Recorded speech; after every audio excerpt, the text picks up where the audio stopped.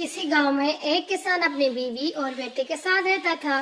इसके बेटे का नाम अनवर था। इसके बाप ने इसे बचपन ही से एक मदरसे में पढ़ने के लिए बिठा दिया था। वो ज़हनी था, इसलिए उस्ताद जो भी सबक देते थे इसको दूसरे बच्चों की निस्बत जल्दी याद कर लिया करता था। इसके ये उस्ताद बहुत शफीक थे और बच्चों को बहुत प्यार से पढ़ाते थे।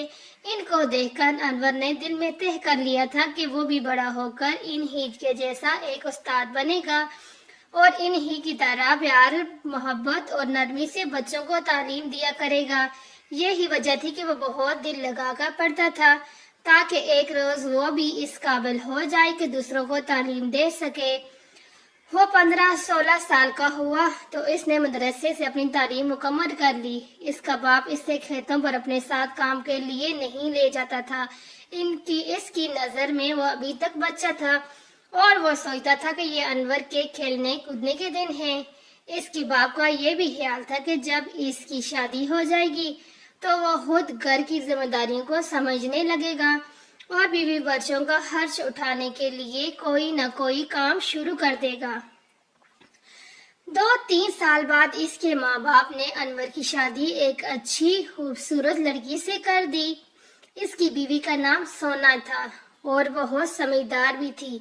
शादी के बाद कुछ दिनों तक तो दोनों मियाँ बीवी ने रिश्तेदारों की दी हुई दावतें खूब उड़ाई।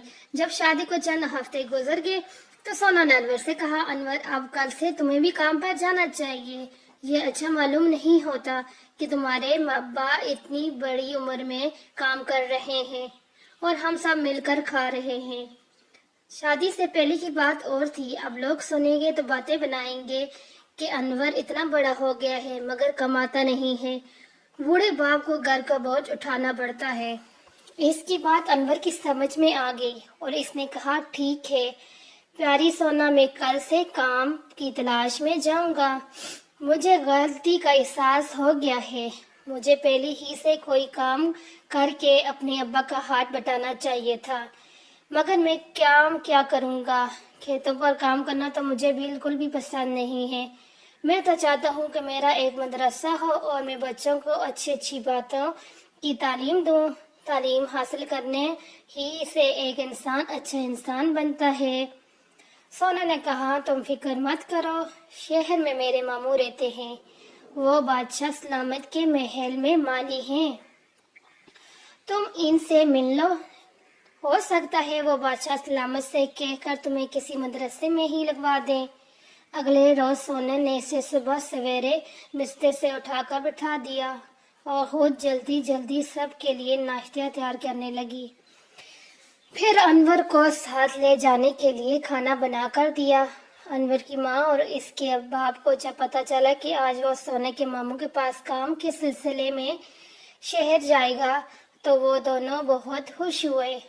सोना के पास कुछ रकम मौजूद थी जो इससे शादी के मौके पर मिली थी और इसने अनवर के हवाले की ताकि वक्त पड़ने पर वो इसे खर्च कर सके और किसी के आगे हाथ फैलाने की नौबत न आए।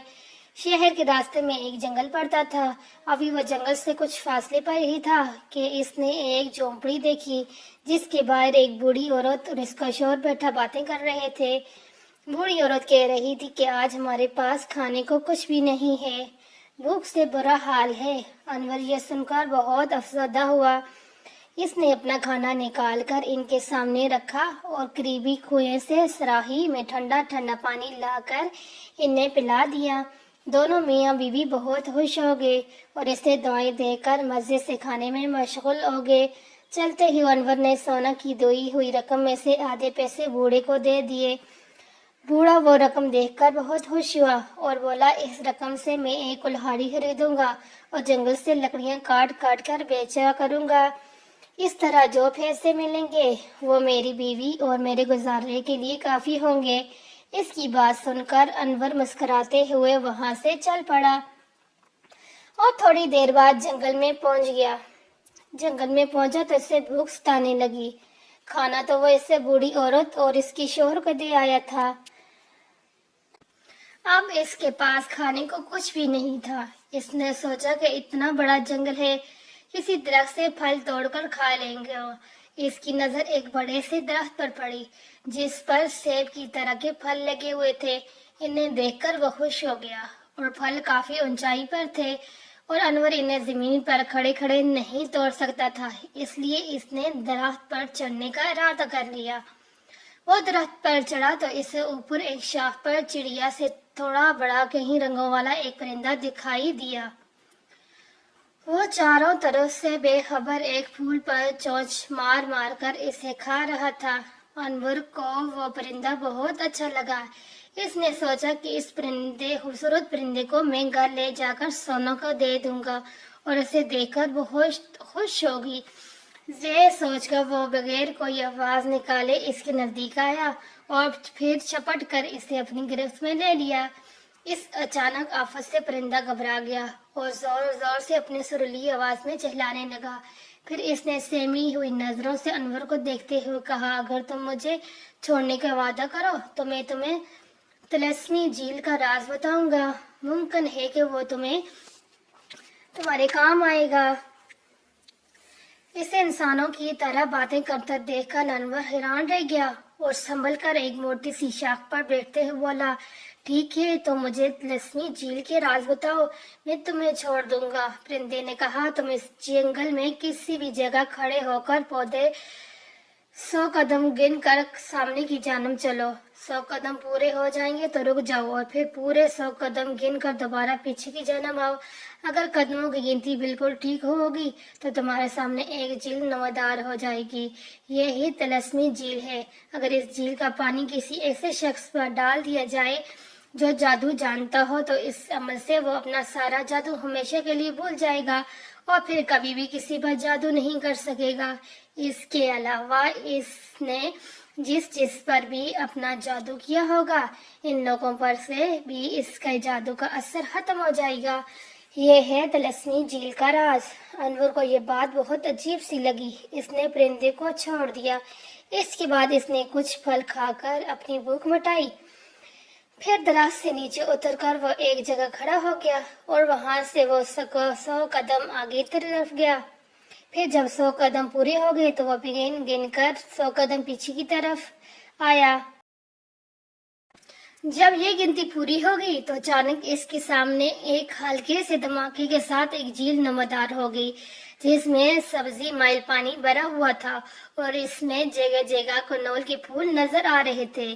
انور نے جلدی سے اپنی چھلانگل میں اس جھیل کا پانی بھرا اور جیسے ہی واپسی کے لیے مڑا تو اس کے کانوں میں پھر ہلکے سے دھماکے کی آواز آئی۔ اس نے گھوم کر دیکھا تو طلسمی جھیل نظروں سے غائب ہو گئی تھی اور اب وہاں پر بڑی بڑی جھاڑیں نظر آ رہی تھی جن میں خرگوش کے چند بچے چھپے ہوئے تھے اور اپنی چھوٹی چھوٹی لال لال آنکھوں سے انور کو دیکھ رہے تھے۔ اس کے بعد انور دوبارہ اپنے سفر پر روانہ ہو گیا۔ شام ہوتے ہوتے وہ شہر پہنچ گیا۔ اسے سونا کے ماموں کا گھر ڈھونڈنے میں کافی دقت نہ ہوئی۔ وہ چونکہ بادشاہ کے محل میں کام کرتے تھے اس لیے بہت سے لوگ اسے جانتے تھے جنہوں نے انور کو اس کے گھر پہنچا دیا تھا اور اسے دیکھ کر بہت خوشی ہوا اور اس کی خوب خاطر مدارت کی۔ انور نے جب اس کو بتایا کہ وہ کام کے سلسلے میں شہر آیا ہے تو اس نے انور سے کہا کہ وہ کوشش کرے گا کہ اس کی نوکری محل میں ہی لگ جائے، مگر اس میں کچھ وقت لگے گا کیونکہ بادشاہ سلامت ایک مسئلے کی وجہ سے بہت پریشان ہیں۔ انور کے پوچھنے پر اس نے بتایا، 2-3 روز پہلے ایک نہایت بدصورت جادوگر بادشاہ سلامت کے پاس آیا تھا۔ اس نے بادشاہ سے کہا کہ وہ شہزادی کی شادی اس کے ساتھ کر دے۔ اس کی بات سن کر بادشاہ کو بہت غصہ آیا اور اس نے سپاہیوں کو حکم دیا کہ اس کو گرفتار کر لے، مگر وہ جادوگر بہت مکار تھا۔ اس سے پہلے کہ سپاہی اسے پکڑتے وہ چھلانگ لگا کر چھت سے لٹک کر فانوس پر چڑھ گیا اور جانے کیا پڑھ کر شہزادی پر پھونکا کہ 17-18 سال کی شہزادی کا قد 2-3 سال کے بچی جتنا ہو گیا۔ جادوگر یہ کہتے ہوئے چلا گیا کہ اگر بادشاہ نے اس کی شادی اپنی بیٹی کے ساتھ نہیں کی تو شہزادی ہمیشہ اتنے ہی قد کی رہے گی۔ اس نے بادشاہ سلامت کو سوچنے کے لیے 3 روز دیے ہیں۔ کل اس مہلت کا آخری دن ہے۔ کل وہ جادوگر پھر آئے گا۔ دیکھو کیا ہوتا ہے۔ یہ کہانی سن کر انور سوچ میں پڑ گیا۔ اس نے سونا کے ماموں سے کوئی بات نہیں کی۔ اگلے روز سونا کے ماموں اس کو لے کر محل گیا اور خود باغیچے میں کام کرنے لگ گیا۔ محل آتے ہوئے انور اپنی چھاگل اپنے ساتھ ہی لے آیا تھا جس میں تلسمی جھیل کا پانی تھا۔ محل میں موجود سارے لوگ خاموش تھے اور سہمے ہوئے اپنے کام کرتے پھر رہے تھے۔ وہ سب اپنے بادشاہ سے بہت محبت کرتے تھے کیونکہ وہ اپنی رعایا کا بہت خیال رکھتا تھا۔ انہیں یہ فکر ہو گئی تھی کہ جانے آج وہ جادوگر آ کر کیا گل کھلائے گا۔ بادشاہ اپنے دربار میں بیٹھا تھا۔ اسے اس ظالم جادوگر کا انتظار تھا۔ بادشاہ نے سوچ لیا تھا کہ وہ اسے بہت سی دولت دے کر اس بات پر راضی کرنے کی کوشش کرے گا کہ وہ شہزادی پر سے اپنے جادو کا اثر ختم کر دے۔ اب آگے دوسری پارٹ میں آپ کو اس کا اگلا حصہ ملے گا۔